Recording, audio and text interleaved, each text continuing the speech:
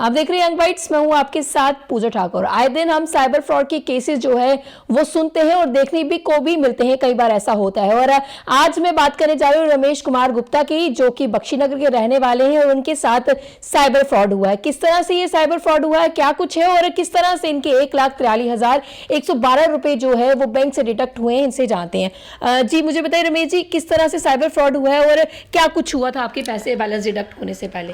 15 मार्च को मेरे पास एक OTP आए, 3 OTP आए 40,000 हज़ार के, तो कि आपके पैसे ये जो है OTP नंबर दो। मैंने OTP नंबर नहीं दिए, मैं सीधा बैंक में चला गया। बैंक में जाकर मैंने देखा कि वहाँ पर 20-20 रुपये ये जो है 2 ट्रांजेक्शनें हुई हैं, जिनको मैंने वहाँ पर उन्होंने ब्लॉक कर दिया और मेरे से डिस्प्यूट फॉर्म भरवाया गया। जी 20-20 रुपए की किस तरह की ट्रांजैक्शन हुई थी? 20-20 रुपए की ट्रांजैक्शन जो साइबर क्राइम वालों ने वो 20-20 रुपए की ट्रांजैक्शन करवाई थी। ओके। तो जब मैं बैंक में चला गया, जल्दी से बैंक में चला गया, मैंने कहा ये OTP नंबर आया है, ये मैंने नहीं किए हैं, तो बैंक वालों ने मेरे अकाउंट को ब्लॉक कर दिया। ब्लॉक करने के बाद मैंने उनको कहा कि मेरा गूगल शुगल ये ऑल ट्रांजैक्शन ब्लॉक कर दीजिए। उन्होंने कहा हमने ऑल ट्रांजैक्शन आपकी बंद कर दी है। ये 20 तारीख के, और उन्होंने मेरे से वो 20-20 रुपये जो 40 रुपये के फार्म थे वो उन्होंने डिस्प्यूट फार्म, उसको कहते हैं डिस्प्यूट फार्म बैंक वालों ने भरा दिया। क्या क्या आपके पास, क्या क्या फॉर्मेलिटीज और क्या कुछ है यहाँ पर बताइए? मेरे पास हर किस्म की फॉर्मेलिटीज़ है। मैं जो बैंक ने डिस्प्यूट फार्म भरवाया है, ये मैंने बैंक को कंप्लेंट दी है, जिसकी कॉपी आप कर सकते हैं। ये डिस्प्यूट फार्म है, बैंक वालों ने भरवाया है, बैंक वालों को दे दिया है जी। तो ये साइबर क्राइम को कंप्लेंट किया, उसकी रसीद मेरे पास है ये। तो ये रसीद उनसे ले लिया है। तो कंप्लेंट में क्या कुछ लिखवाया? कंप्लेंट में उन्होंने 20-20 रुपए के 2 फार्म भरवाए पहले, तो उसके बाद मेरा अकाउंट ब्लॉक। तो बैंक वालों ने आपको क्या बोला कि किस वजह से ये OTP आ रहा है, क्या कुछ है? बैंक वालों ने कहा कि ये साइबर क्राइम हो रहा है। मैंने उनका कहा मैं साइबर क्राइम हैकर जो मेरे पीछे है, मेरे अकाउंट को हैक किया हुआ, तो उसको बंद किया जाए। उन्होंने उसको तुरंत उस वक्त ब्लॉक कर दिया। 15 तारीख मैसेज है आपके पास ब्लॉक करने का? है वो मैसेज है ब्लॉक करने का? हाँ, ब्लॉक करने का मैसेज है मेरे पास। मैसेज आ गया। उसके बाद 15 तारीख के बाद 2 फार्म भी उन्होंने डिस्प्यूट फार्म भी भरवाए, तो कहते चलो आप कोई फ्रॉड नहीं होगा, कुछ नहीं होगा, ये आपका ब्लॉक कर दिया। 18 तारीख को मैं बैंक में गया, मैंने कहा दिखाओ इसकी स्टेटस क्या है मेरी का।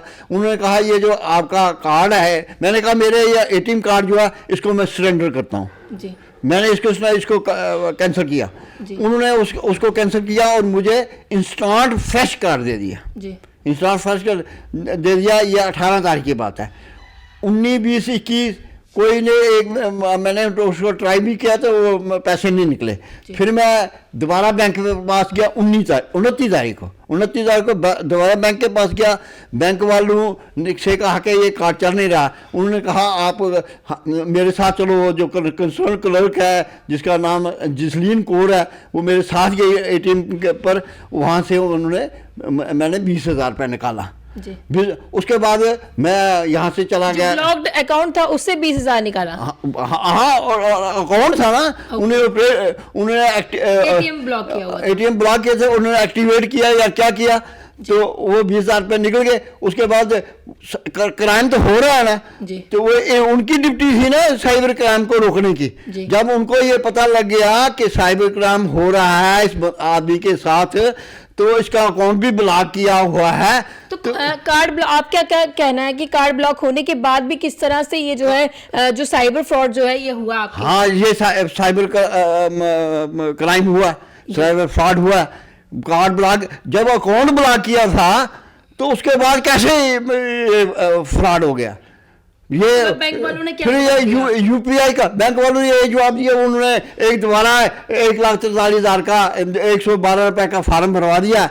वो कहते हैं ये हम अपने हेड ब्रांच को इन्वेस्टिगेशन के लिए भेज रहे हैं, तो आप जाइए साइबर क्राइम के पास कंप्लेंट कीजिए। मैंने मैनेजर से बात की तो मैनेजर ने कोई रिस्पांस नहीं दिया। उसके लिए कुछ हुआ या नहीं हुआ, उसके लिए मामूली केस है, 1,43,112 रुपये गए। वो कहता है ये देखेंगे डिस्प्यूट फार्म जा रहा है, हम भेज रहे हैं, तो उसकी कोई भी पॉजिटिव रिस्पांस नहीं था, नेगेटिव उसकी थाट से नेगेटिव रिस्पांस था। उसको ये फीलिंग नहीं थी कि एक सीनियर सिटीजन रिटायर्ड एम्प्लॉय के पैसे 1,43,112 रुपये निकल गए, उनका कोई नहीं। मैंने उनको पूछा कि इसको आपकी सिक्योरिटी क्यों नहीं मेरे अकाउंट में, जब हमारे सेविंग अकाउंट सेफ नहीं है, कोई सिक्योरिटी नहीं है इनकी, कोई ये it is the duty of the bank to provide the security of the account, saving account. वो सेविंग अकाउंट की कोई भी किसी के सेविंग अकाउंट में से साइबर क्राइम हो सकता है। मतलब कि अगर आप ओटीपी शेयर नहीं करते फिर भी आपके साथ फ्रॉड हो सकता है, ये साफ तौर से इनका कहना है। बैंक ने आपकी पूरी डिटेल जो है ले ली है, जो डिस्प्यूट था उन्होंने सबमिट करा दिया। उसके अलावा साइबर क्राइम में जो आप पुलिस स्टेशन में गए हैं, साइबर पुलिस में, तो उनका क्या जवाब रहा आपको? साइबर वहाँ पर उन्होंने हमसे कंप्लेन ली है, कंप्लेन लेने का कंप्लेन नंबर भी है मेरे पास, कंप्लेन नंबर मैं बोल के दिखा सकता हूँ आपको। अब आप क्या चाहते हैं, डिमांड क्या करते हैं? कंप्लेन नंबर है 354/CPS जे। तो ये उन्होंने लिया। वो कहते हैं हम भी बैंक से मैं कहता हूँ मेरी डिमांड ये है कि मेरे पैसे वापस आने चाहिए। ये क्राइम जो हुआ है ये बैंक के थ्रू हुआ है, bank is also responsible for this crime.